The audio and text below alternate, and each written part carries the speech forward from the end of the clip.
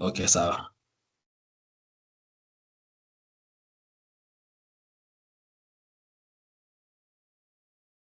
So we'll start the meeting today about sexuality. Sexuality is a very big issue that we haven't been discussing, but thanks to Kehpca, we are starting to discuss about it, which is something that we have been neglecting.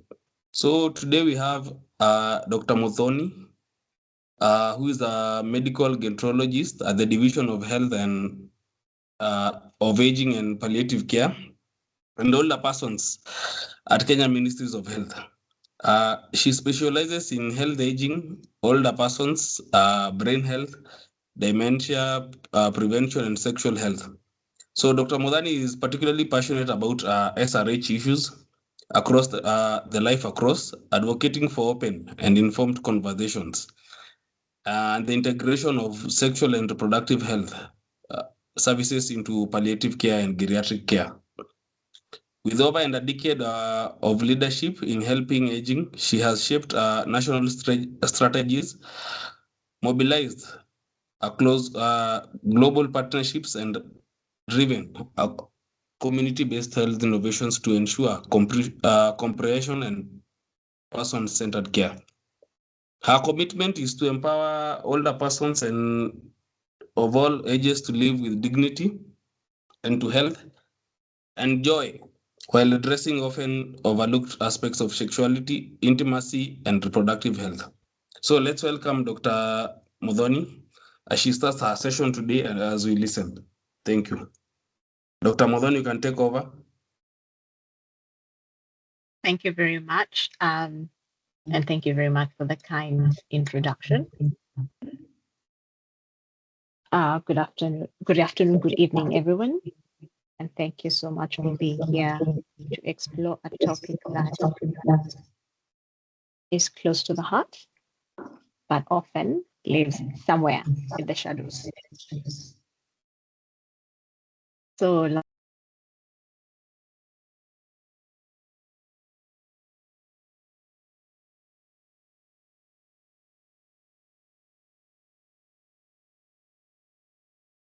hi, Doc.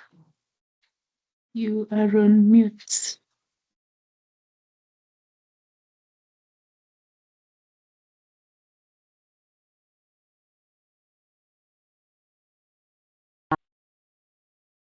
am I back, Emily? Yes, you're back. Thank you. You're back. Oh, thanks. So, sorry, what I was saying is my name is Muthoni Gichu, and basically at the Ministry of Health, my team and I design policies for aging population. But at the heart of it, my work is about making sure those policies translate into people being able to live well and independently, so families can focus on living, not just on managing care, and people can continue to do things they love for as long as possible. So before we begin, I would like you to take a quiet moment, and I will invite you. I will be putting a question on the screen.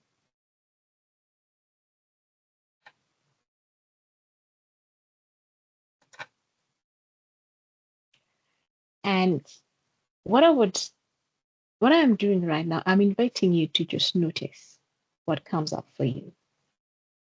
And there are no right or wrong answers. But this is what the question is. What is the one word or feeling that comes to mind when you hear sexuality, intimacy, and palliative care together?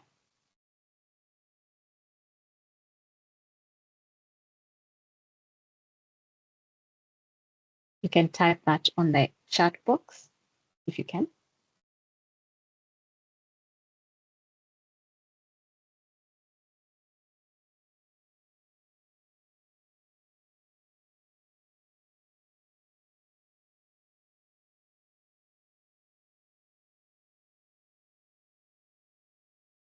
To some of us, this might feel surprising, maybe uncomfortable, sometimes curious, or perhaps just important. And I acknowledge that the range of feelings is completely normal and it is valid. And this might also be to say that we are touching on something that is deep, it is human, and it is often unspoken. And so my goal today is not to erase that discomfort. Actually, far from it.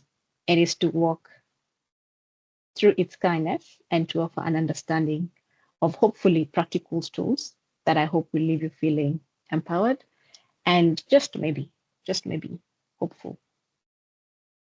So in today's conversation, what we're looking to look at is to explore how sexuality and intimacy are integral parts of palliative care, why they're often neglected, and how cultural, medical, psychological, relational, spiritual dimensions intersect, and how we might adapt or improve our practice. And you're probably wondering, why should I be seated here today? And looking at it, sometimes being able to have or experience a knowledge of evidence, a few practical tools or strategies, or communication frameworks, insights, and also having diverse perspectives. And maybe that can lead us to our next steps. But before we get there, or as we get there, I'd like you to meet Mr. Otieno. Mr. Otieno is 72. He has advanced prostate cancer. He is on palliative care at home in Kisumu, and his wife, Mama Cheng, and they have been together for 45 years. He's his main caregiver.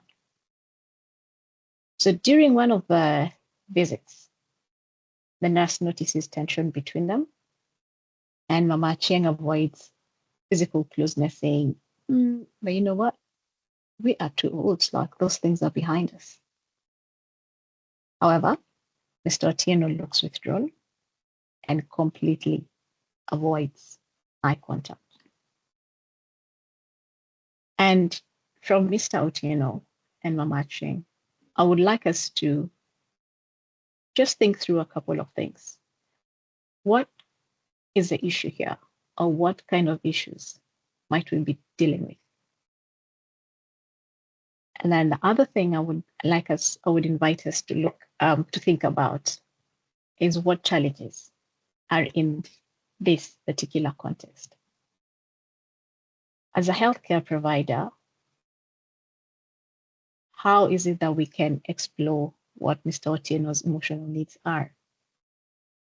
And what culturally respectful language can be used to be able to open this dialogue? How do we support Mama Cheng without imposing any expectations? So I hope by the time we get to the end of this brief conversation, we will at least have a few pointers or direction in regard to that. So I will not come and assume that we all know what palliative care is, but I know most of us here today know this better than I ever would. And WHO says that palliative care is an approach that improves the quality of life of patients and their families who are facing problems associated with life-threatening illnesses. And this could be physical, psychological, social, or spiritual support. And in all this, intimacy is at the core. And so I beg to ask, if palliative care is about quality of life, then what is life without connection, without touch, without feeling seen as more than just a patient? And would that mean that to ignore intimacy is to treat a person as a collection of symptoms and to miss the essence of who they really are?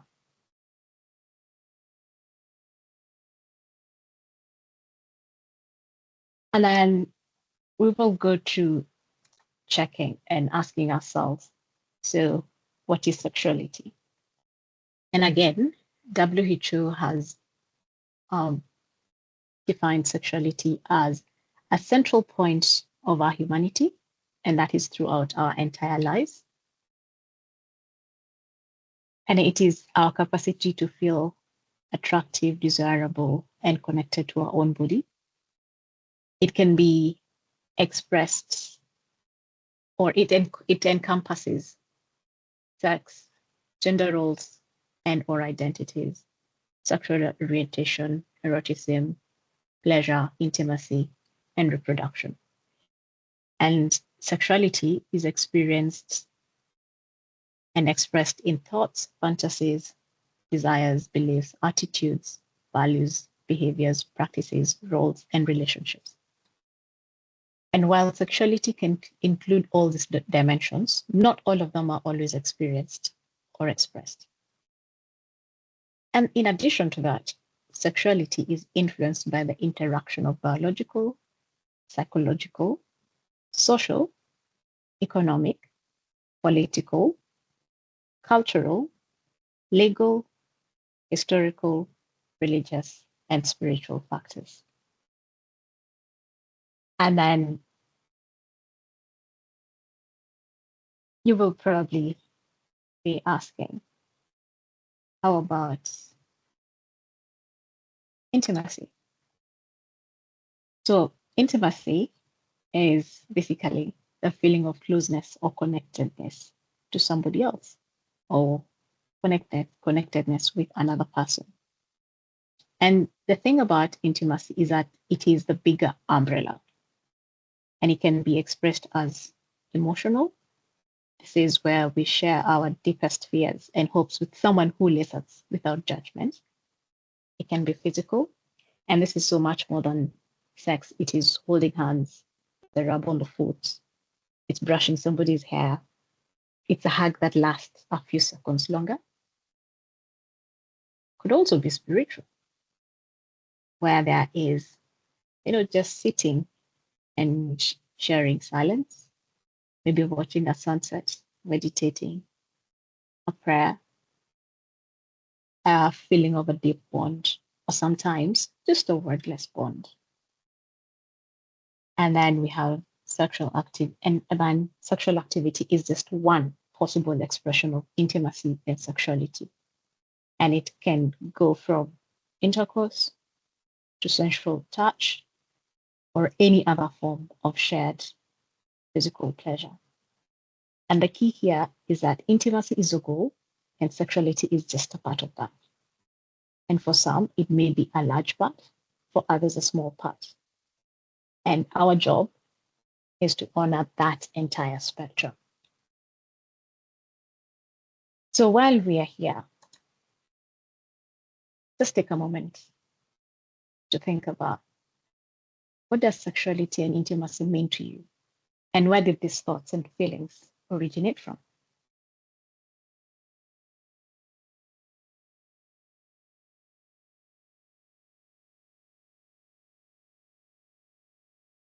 And then you will probably be asking, why is discussing sexuality and intimacy important in palliative care? And anyway, how do this relate to palliative care? And I would like us to look at a couple of things here. Let's, considering holistic care, the quality of life, human dignity, and the continuity of self. So looking at holistic care, for example, WHO defines palliative care as an approach that improves the quality of care of patients and their families. And like we said, sexuality is an integral part of the human experience, and neglecting it would be to provide incomplete care. For the quality of life, the ability to express oneself sexually and intimately is a fundamental aspect of well-being. It contributes to self-esteem, it reduces feelings of isolation, and reinforces the bond between a patient and their partner. And maintaining this aspect of life can help the patient feel normal and human rather than just a person with an illness. When we look at human dignity and identity, we understand or we acknowledge that a patient's illness does not erase their identity as a sexual being. Acknowledging and supporting their need for intimacy affirms their dignity and their right to a full and meaningful life, regardless of their prognosis. It helps them maintain a sense of who they really are beyond the diagnosis. And when we look at self-continuity, what are we looking at? For many people, intimacy and sexuality have been a cornerstone of their relationships for years. And being able to preserve these elements of their life provides a sense of continuity and stability in the midst of all the changes that are brought on by their illness. And it gets to that point where we ask, so are there really any benefits of intimacy and sexuality in palliative care? Maybe, maybe not. But sexuality and intimacy are not only about physical expression. We can call it performance. They're about connection, comfort, and meaning.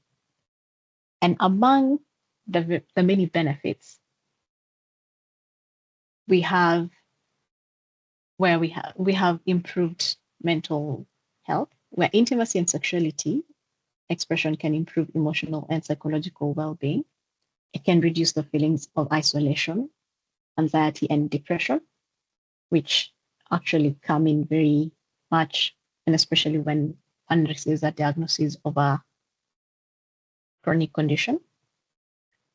It also helps us with setting a sense of normalcy, where maintaining sexual health provides a sense of normalcy during a serious illness, and it helps the patient feel more like themselves. And then we can look at connection and meaning. Intimacy and sexuality moments can provide a vital sense of connection and help the patient or the client find meaning in their lives and relationships, even when facing death. And then if we looked at relational benefits, why is this important? So when we look at strengthening relationships, intimacy strengthens close relationships and provides a significant source of support and happiness. And this has the potential to foster mutual enjoyment and closeness with partners. And also the expression of self. Sexuality encompasses identity, gender roles, and expression of pleasure and intimacy, which are important parts of a person's sense of self-worth through their life. Again, holistic care will not stay from us. Acknowledging the importance of sexuality supports a holistic approach to palliative care, and this encompasses the physical, psychosocial, emotional, spiritual aspect of a person's well-being. And when we talk about a patient-centered care, is being able to recognize patients as sexual beings, allowing healthcare providers to offer more comprehensive person-centered care and ensuring that all aspects of their quality of life are considered. Then again, let's go to the practical benefits. It is, and you might be thinking, this sounds really nice, but is it even that important? And the evidence says yes. Supporting intimacy is not just a nice to have, it's a core component of well-being. It's been shown to reduce suffering. And this means, what she says is that engaging in intimacy can help relieve some of the stress and suffering that is associated with serious illness. Think of intimacy as a gentle internal medicine. A loving touch can release endorphins, which are our body's natural painkillers. A deep sense of connection can lower cortisol, reduce stress, anxiety, and the feeling of being held can regulate a racing heartbeat. And then when we think about autonomy and dignity, for many older adults, maintaining the ability to express their sexuality is essential for their sense of autonomy and identity. To this point, we know, or after we have seen what the benefits are, we still find ourselves in a place where we cannot really, or we're not in a position to translate the benefits into practical spaces. And why is that? What is this wall of barriers that have come between us being able to understand or acknowledge the benefits and providing the possible conversations? So why is sexuality and intimacy overlooked in a healthcare space or in palliative care? So we might have this in different, we could look at this from different perspectives. So for example, for a healthcare professional, barriers may include assumptions. Now, this is not a priority. And think about it. There are probably bigger problems to deal with. And then sometimes it could just be the discomfort or lack of training or a fear of causing offense. And sometimes that time is just not there. When you think about the patient or the client barriers, somebody has symptoms, could be pain, fatigue, nausea, medication side effects that sometimes may cause things like low libido, for example. There could be body image changes, it could be scars, it could be weight loss, it could be stomas. And sometimes it could be the fear of being a burden, in quotes, to their partner or to their caregiver. And sometimes it's just the sheer shame or embarrassment. From a societal or cultural perspective, there are taboos around discussing death and dying. And then we have something we call ageism. And here it is the misconception that older or ill people are completely asexual. And then we get to that point where there is lack of privacy in care settings.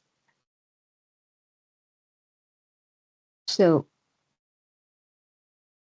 given how fundamental this is, we still get to ask the question, why is it so rarely discussed?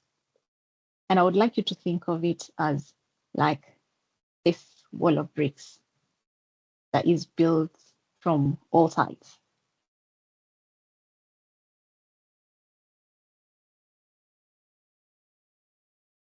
At the same time, we acknowledge that sexuality is important. It is an important component of everyone's identity. But providers often avoid communication around sexuality. Research reveals that conversations about sexuality, and especially is lacking where a client has serious illnesses, and this is usually not talked about. The patients with advanced illnesses commonly report negative issues regarding intimacy,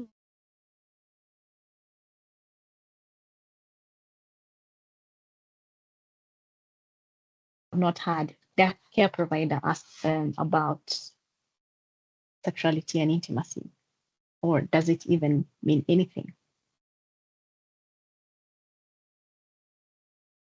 And what is other things that we find in evidence?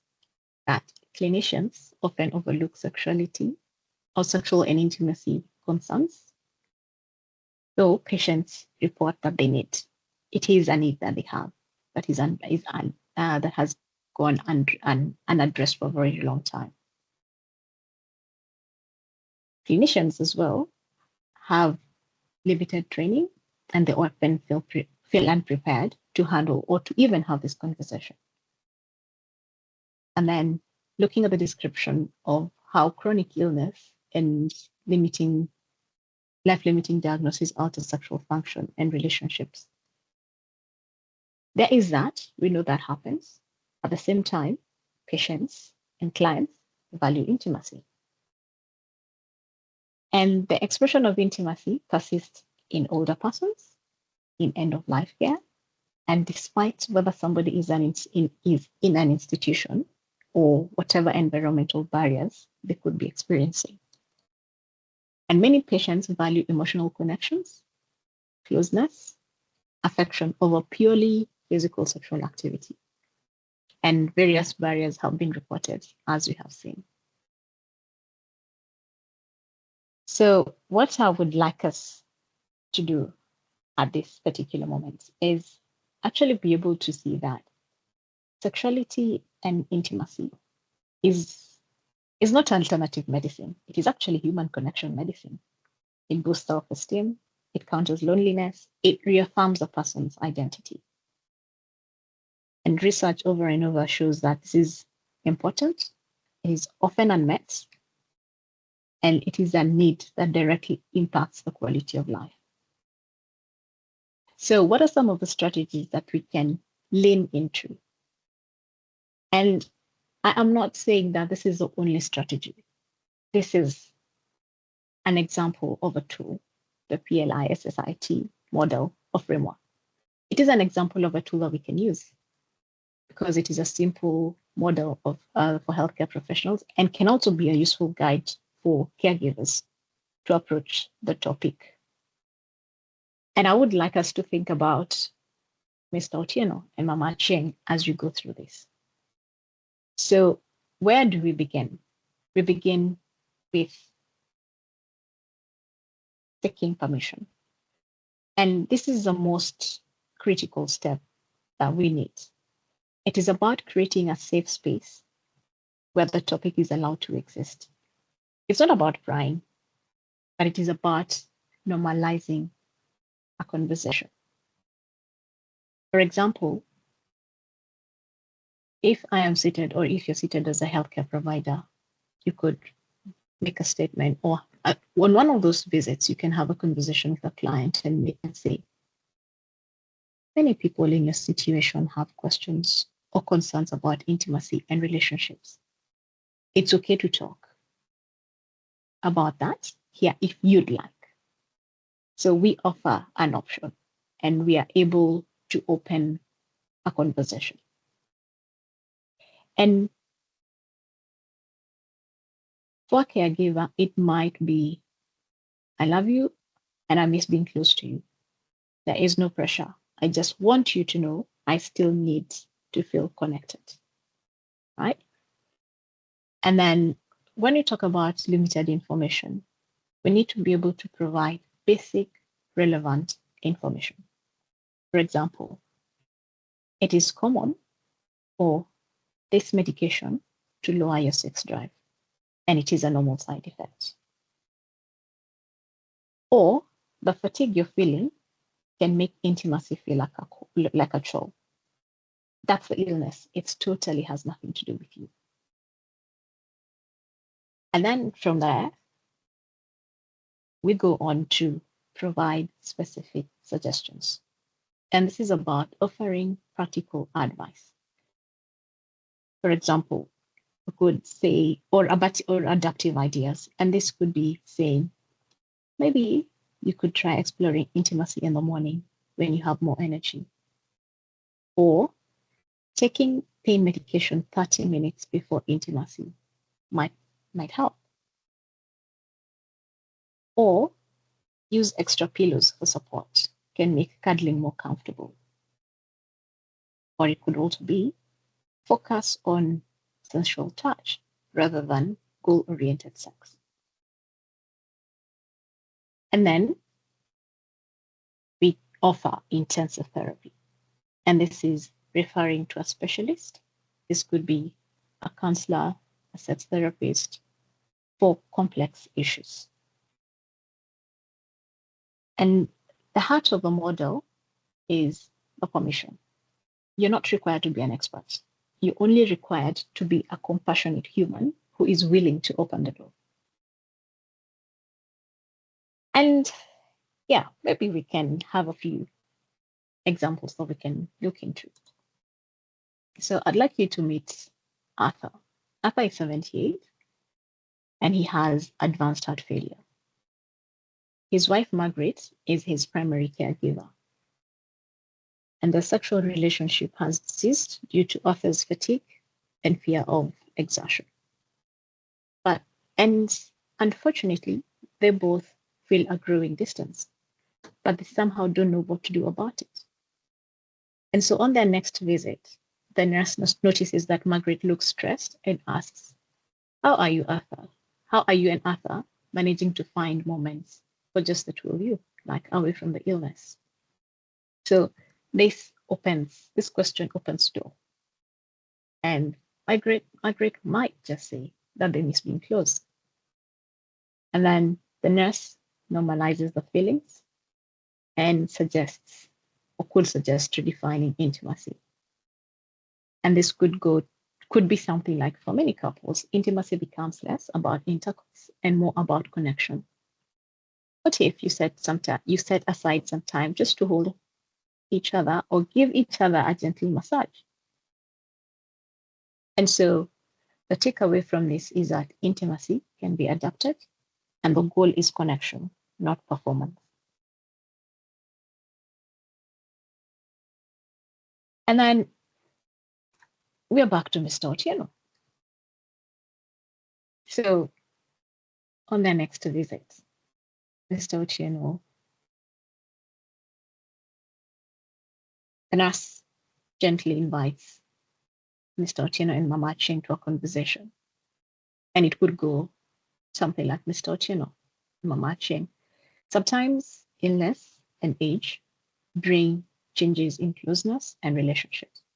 And many couples wonder if it's okay to talk about these things. Would you like to share your feeling about it?" So what this does, it normalizes sexuality as part of holistic care, despite age or even in old age.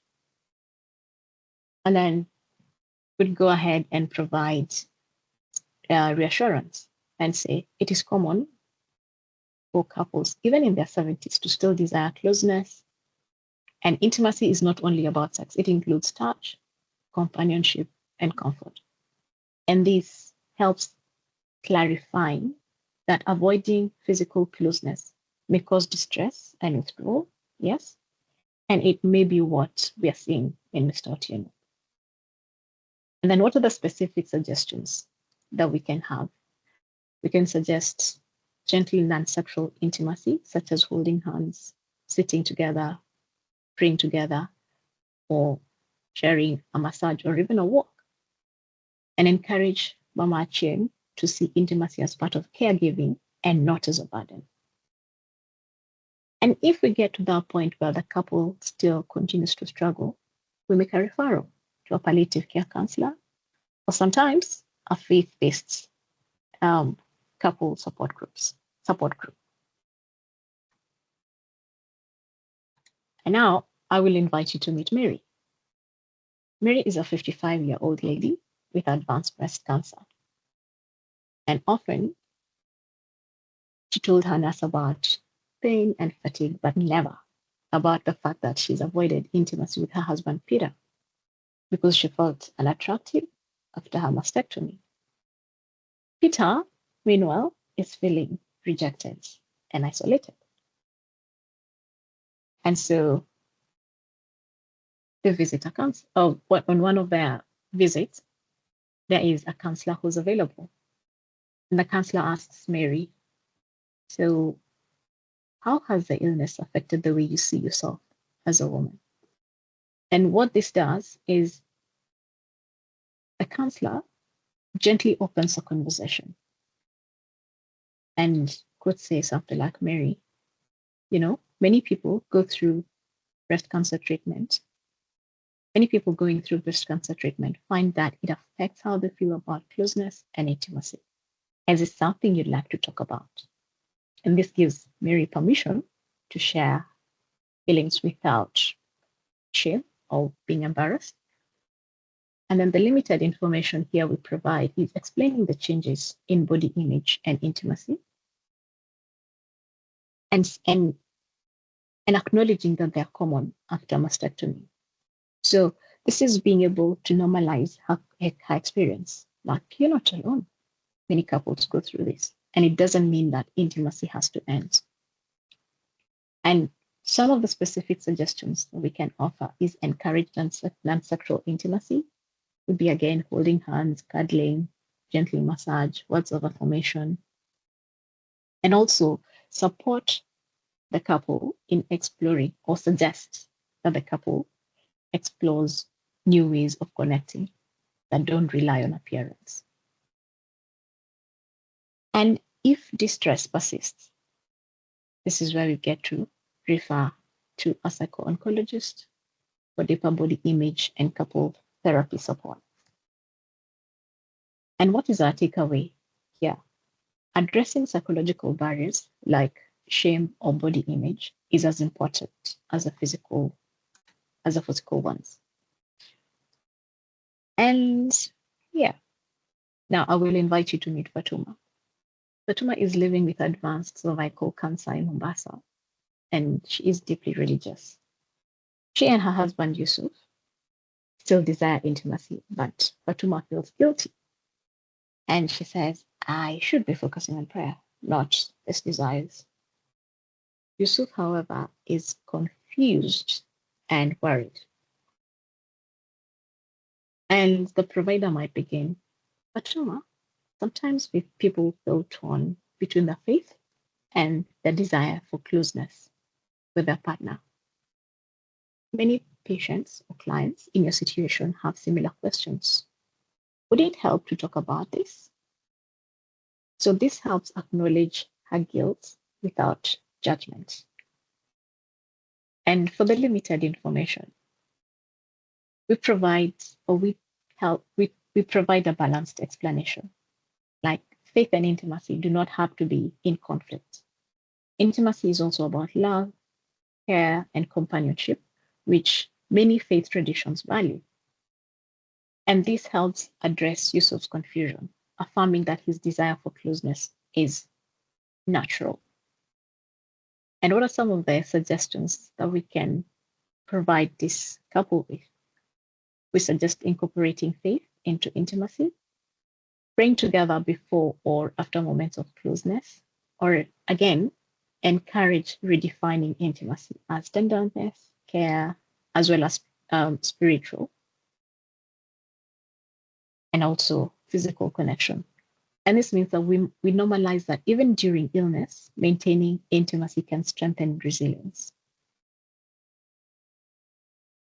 And if need be, for intensive therapy, we can refer to a faith leader who is trained in pastoral counseling or a palliative care spiritual care provider to help reconcile the faith and the intimacy components. So looking at this framework.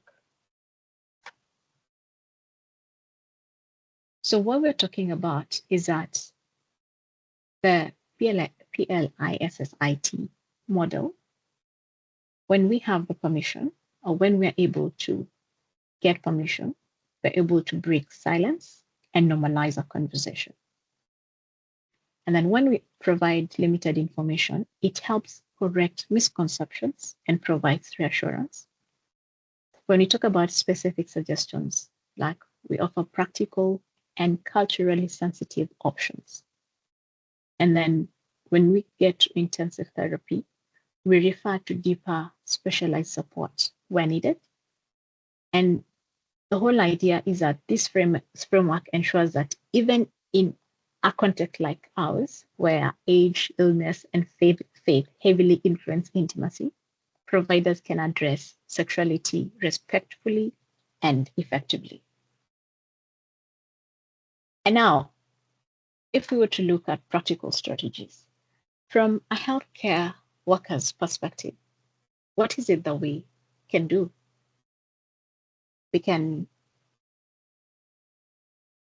use open-ended. We can use open-ended questions.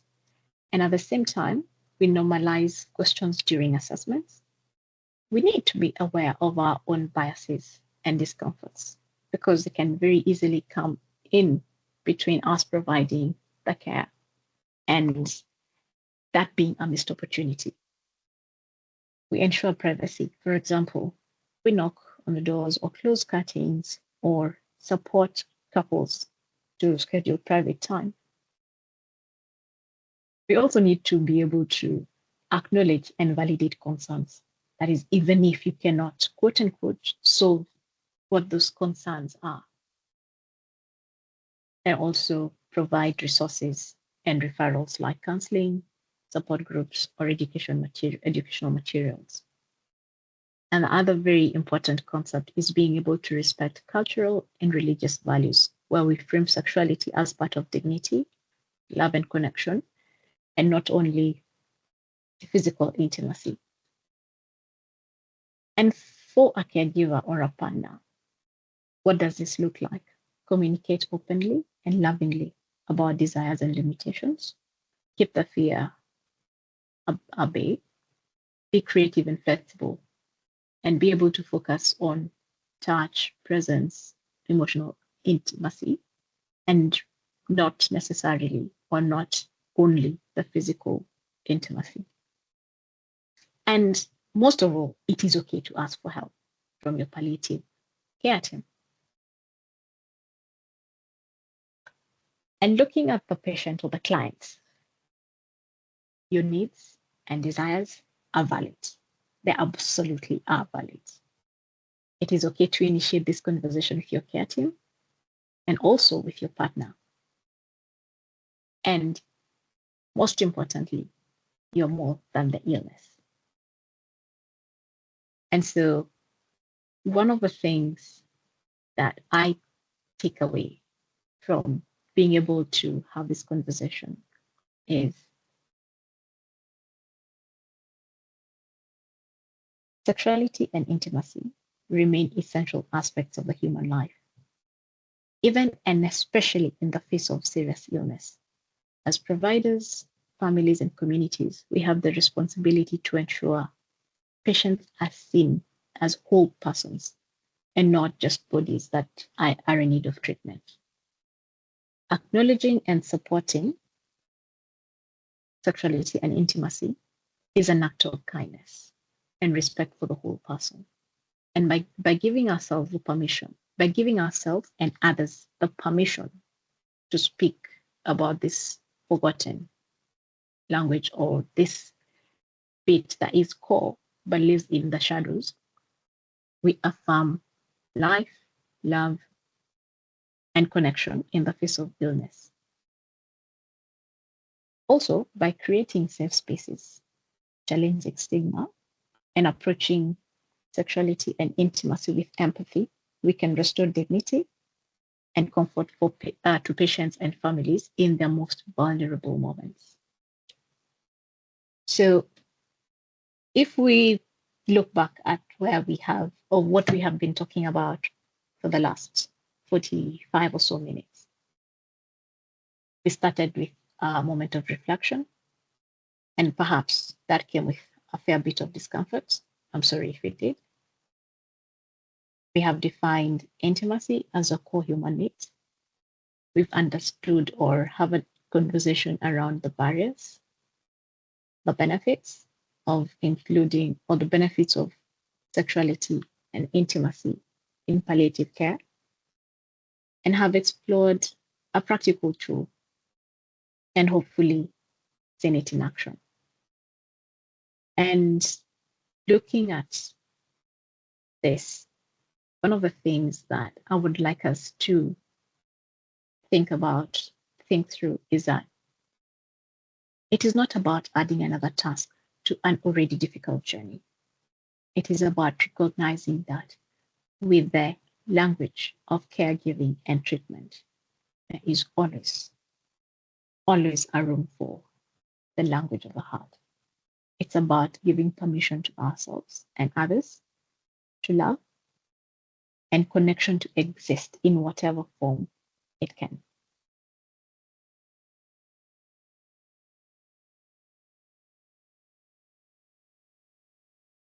And I would like to leave you with a final thought.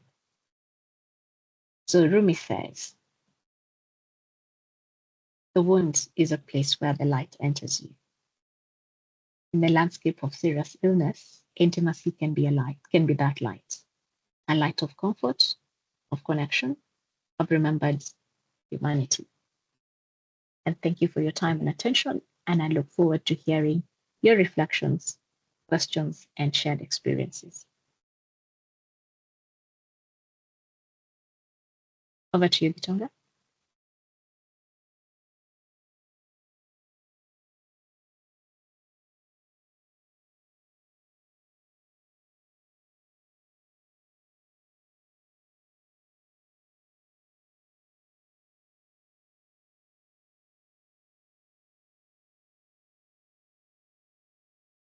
Thank you, Dr. Muthoni, for that enlightening you have given us. There are just a few questions that we'd like to ask. Number one, whenever you have like old parents, old people like our parents, on the strategies, you said something about give them advice and referral. How do we give them like advice? They are our parents. What advice do you give them? On the referral, in the Kenyan society, we have very few people that you can refer to. Who do we refer to? Thank you. That is, thank you. That is a very interesting question. And I say that because it is okay. And there will always, in our current setting and in our current setup, it is very difficult to some extent to have a child talk to their parent about sexuality, for example. And what happens in this kind of context? So first and foremost, we probably need to reframe, or like, again, remember we said, we need to look at what our biases are. How do we communicate without judgments? And in this case, what am I saying? That we live in a world where older people are seen as asexual. Question is, are they? And again, if we look at the statistics, we find that, or we see that STIs are actually rising in older people. But why? Again, the healthcare providers are not in a position to have this conversation. Why? They probably lack training, or they're not comfortable about it. And again, they might have their own biases. And this is a very common societal belief. It is somewhat, and please note, I am saying somewhat, not entirely, rooted in ageism and maybe ableism. And the thing that we actually need to acknowledge is that the desire for touch, closeness, and feeling loved does not have an expiry date. It is a fundamental human need that persists until our last breath. And so, for many, intimacy is a profound expression of being alive and connected. And yes, I acknowledge it is it might be a very uncomfortable conversation to have, but it is about how we look at it and how we reframe. And to your next question, to your second question, so how do we? Yes, you're asking, how do we have this conversation with our parents? We probably need to be a bit more innovative and create more awareness on sexuality, intimacy, palliative care, aging, because it is interesting when somebody says that having a conversation about intimacy, sexuality, and aging is a triple shadow, and it needs one to shine light at one of the aspects at a time and then bring all of them together. And to your second question, you asked, whom do we refer to? This is interesting, and this is another very good question. But looking at the larger scale of things, we have counselors. I know I mentioned a psycho-oncologist. We probably, I don't know how many we have in the country, so I might not be the best person to answer how many those are. But when you look at counselors, when you look at oncologists, when you look at nurses with palliative care experience and training, these are people that we can refer to. But at the same time, on the part of the care providers, we need to be able to get to that point where we normalize these conversations and they don't look like or feel like difficult conversations. I hope I have shed a bit of light onto those questions, Gitonga. Yeah, thank you so much. I have another question. For the old men, how do you deal with it? For example, a 50-year-old man has an STI. How do you tell him like you have an STI? That is a very interesting question, and thank you for that, because an STI is an infection like every other infection, right? And being able to have that conversation, and for this older person to come and look for treatment, they can already tell something is not right. And they're probably embarrassed because, again, our healthcare system may not be age friendly, in that when an older person goes to a health facility and they have an STI, we'll all be asking, even you, like, what were you doing? But then again, it is all enshrined in the beliefs or the societal expectation or ageism part of it that says older persons are asexual. So you sit down as a healthcare provider and have a conversation with this older person and let them see that it is an infection like every other infection.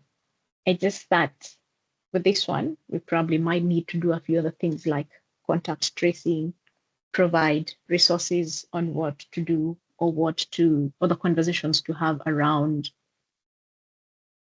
preventing further STIs and those kind of conversations. So it is not the easiest thing to do, and especially in our context, but that does not mean that it cannot be done. It can be done, it will be done, it should be done, and we are slowly getting there. Over to you. Thank you so much. If anyone has a question, you can just raise your hand or ask a question. You can unmute your phone. You can unmute and then let's listen.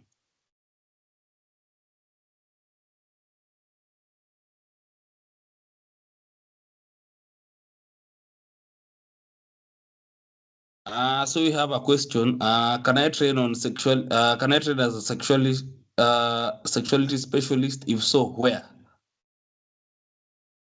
Yes, That is the you can first train question. as yes. Yes, you can. You can train as a sexologist or a gerosexologist or a sexual therapist or a counselor. It's a whole wide space, and it's also a wide important bit of it. And for the most part, it falls under sexual health. Then again, there is also an aspect of it that is basically focusing on sexuality and sexology.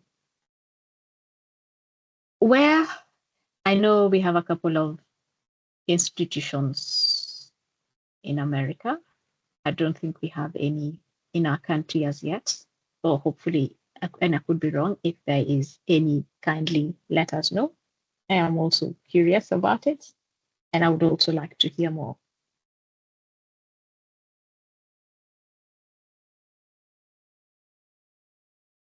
Over to you. I saw a hand up from you. There are several hands up. Frank. Okay, thank you so much. I'm on. Thank you so much for the nice discussion. I just have a brief discussion here. Hey, as I was doing my daily ward rounds, I found a patient who had undergone mastectomy. The patient is 30 years old and currently she's pregnant. So the relatives have been approaching me so that we terminate the pregnancy. So I don't know, is there any relationship with pregnancy and malignancy, and how do we approach it so that we don't create fears to the relatives and the patient to be at status quo? Thank you. Thank you, Frank. That is a very interesting question. And I see different aspects to this. So, and I would believe that this would be a good client or a patient to be able to refer to an oncologist and an obstetrician as well. But while we're at this conversation, there are a couple of things to consider. Is a client or is a patient currently on treatment? And if they're on treatment, what kind of treatment are they on? And again, I am actually glad that you're having the relatives, or the relatives are reaching out with the suggestion of terminating the pregnancy. How about sitting down and exploring what the conversations around this place are? And for this one, I would suggest referring to an oncologist and an obstetrician, and they will probably guide us better than I would. Thank you, Frank. Okay, thank you. I had done all those actually. I had already referred to the oncologist and to the gynecologist and obstetrician.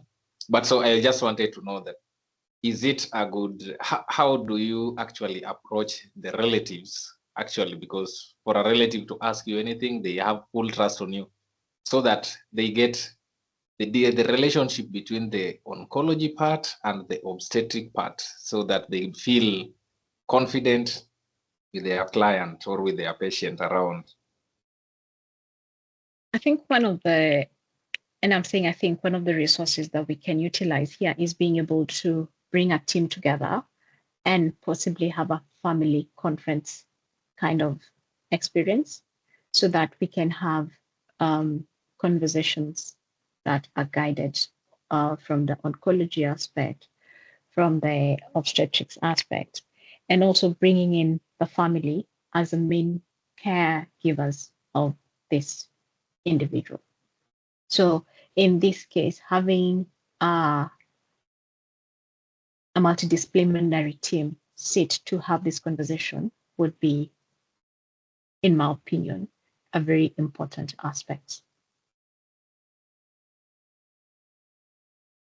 Okay, thank you. So being able to bring together a family conference kind of conversation while working as a team, like a multidisciplinary team. And it's not to say that the oncologist and the obstetrician are the only people that we need on this table. We definitely need more people on the table. And so the more people we have that are concerned with the patient's care, the better. The challenge might sometimes be how to bring all of them on board.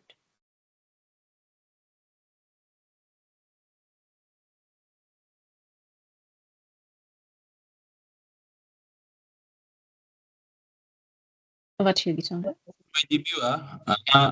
Eunice had raised your hand. Eunice.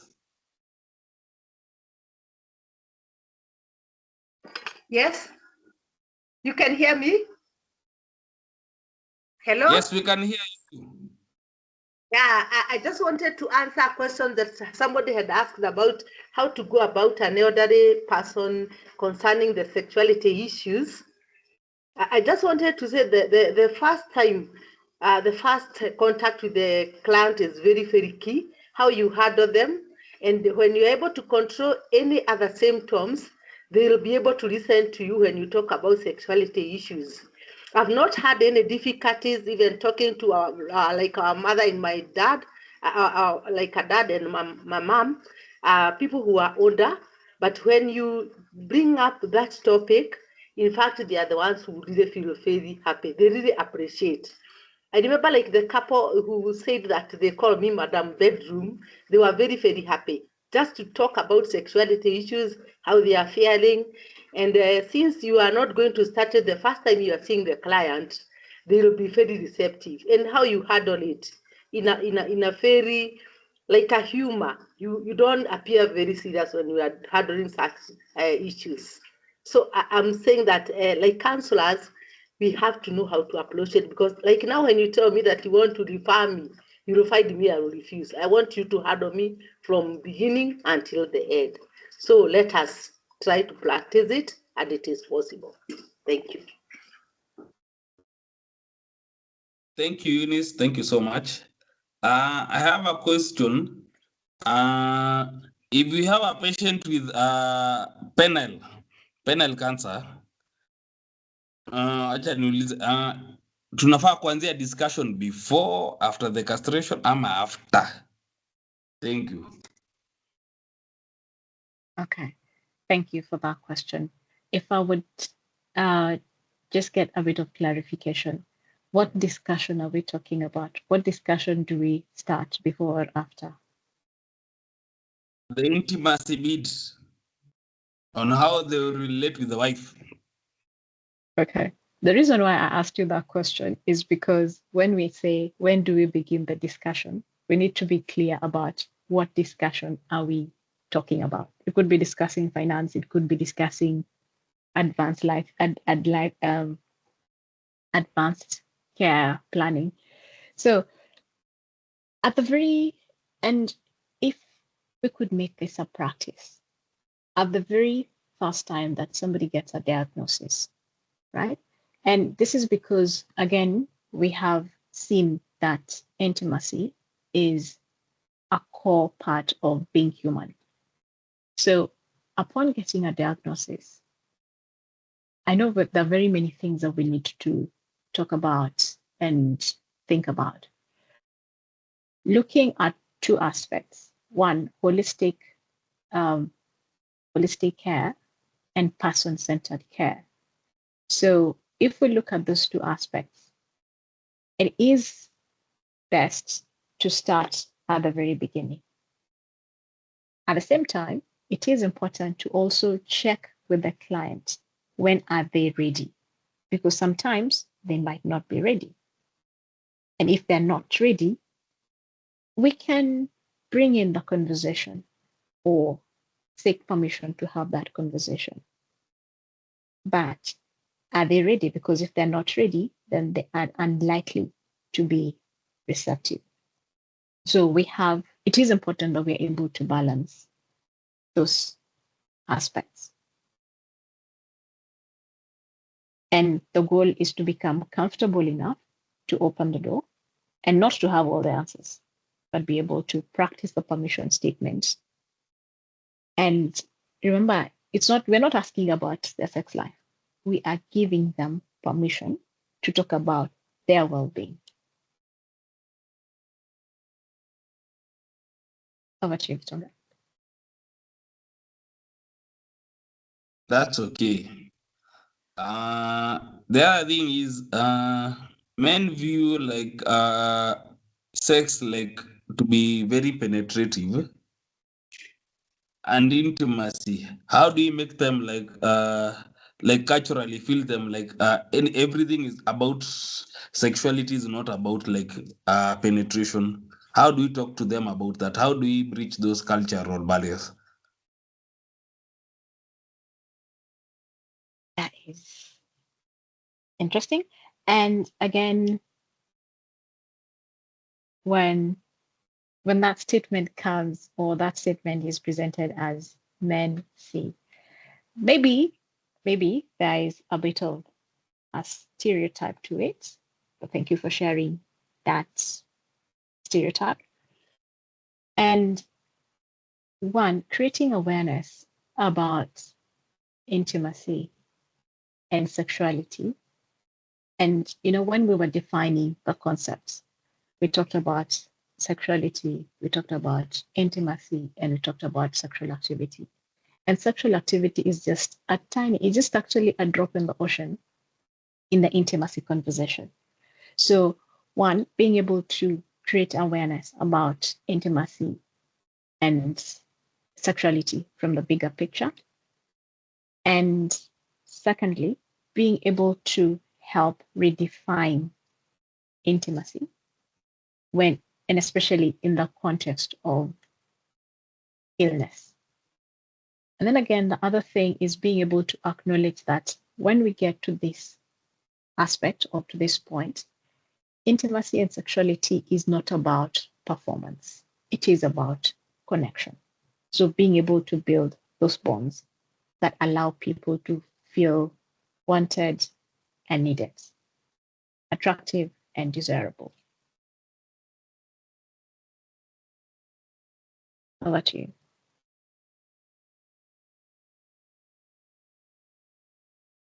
Thank you so much. We appreciate you for being there and taking us through that. There are some few comments that were made here. Thank you for training. Emily asked a question that can I train on sexuality? If so, where? The other Emily on Kehpca will answer that. Emily?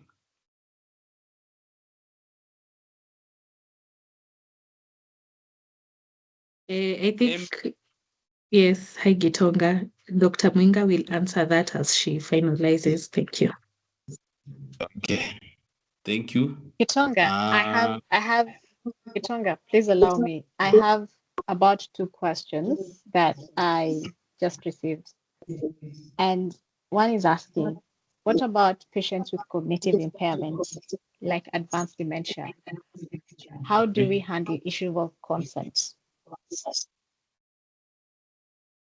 And this is one of the most complex areas, I will say. And the guiding principle is around dignity and safety. Good.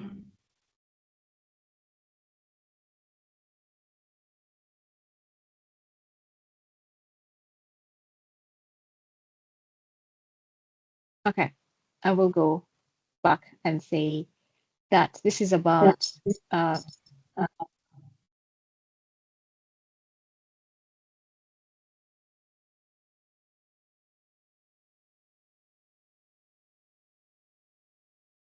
what I will say is that patients with dementia have high libido. okay, so what I was saying is the focus almost shifts entirely to non-sexual intimacy, gentle touch, calming music, hand massage. And it is, we have seen it, that people with dementia will seek intimacy. And as palliative care workers, it is important to ensure people with dementia are protected against abuse. And a symptom of dementia, one of them is diminished impulse control, which can often result in more frequent sexual advances in up to 1/4 of men and women with dementia. And this requires a careful, individualized ethical assessment that involves the team and the family. And the focus is on the person's past values, their current abilities to consent. And the goal is always to prevent harm and honor their humanity in the safest way possible. Over to you, Gitonga.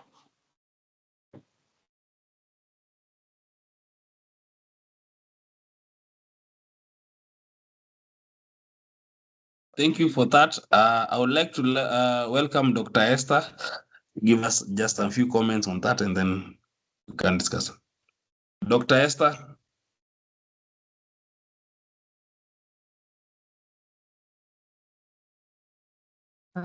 Okay, thanks, Gitonga. I don't know if you're through with the questions, Dr. Muthoni and Edwin.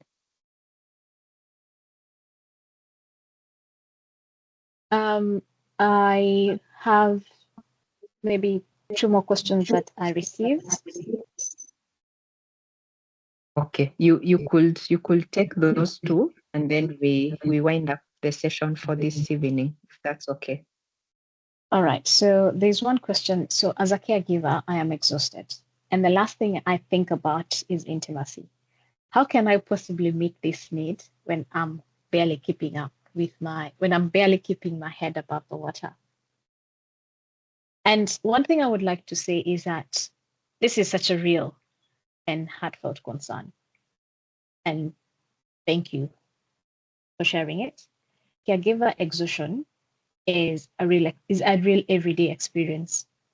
And one thing I would like you to hear is that it's not about adding another burden to your list. It's about finding tiny moments of mutual connection that can actually be replenishing for both of you. It might take a 30 seconds hug where both of you like truly let go, or hold hands while watching TV, maybe while watching one of your favorite programs. And it's about quality, not quantity. And being able to recognize that in the midst of caregiving, you're still partners. The other question was, and I think we have talked about this a lot today. Aren't people in palliative care too sick or too old to be thinking about sex? And I know we talked about this earlier. It's a common societal belief. It is rooted in ageism and ableism. But the desire for touch and closeness and feeling love does not have an expiry date, like we said. And it is important that the human need that persists until our last breath is addressed, is catered to. And palliative care is not about waiting to die. It's about living as fully as possible until that moment comes. And for many, intimacy is a profound expression of being alive and being connected. Over to you, Esther. All right, thank you. Thank you so much, Dr. Muthoni. And thank you also, Edwin, for the great moderation. My take home, the question was, what is your take home? My take home is like the whole, do we say mind shift or mindset shift from thinking about intimacy as a connection. So finding ways of connection, even in illness, even in older age, and even as a person who's receiving palliative care services, wherever we are. And I've seen the comments, there's someone who said she avoids those conversations and she's given her reasons. For the question on where to train, we'll definitely look up and share resources on that. So if someone wants to learn more or to read more, so that we also empower ourselves as health professionals. But then the other thing is for us to have that, move away from the biases we hold, so that even as we are talking to the patients, we are not reflecting on them what we think. So based on that, we will close today's discussion there. Then there's the last question. In the midst of caregiving, you're still the partner or the spouse? Yes. Yeah, so balancing all those roles at the same time. It's a big task, but it is doable. So we hope we can be the caring team that walks the journey with the patient, because we say for palliative care, it's about improving the quality of life across all the 4 domains of the person.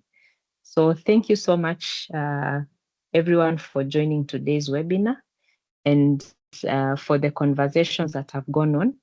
If you have suggestions for topics that need to be discussed, do reach out to Emily so that we can see how to schedule that.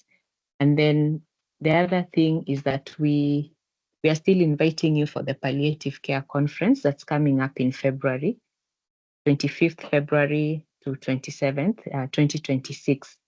We have extended the abstract submission deadline by 2 weeks. So you have until the 15th. Some of you requested and said you're not done with working on data and all those. So kindly just try and beat that deadline, submit online, look up the conference website. You have to register, then submit your abstract so that it's accepted through the online platform.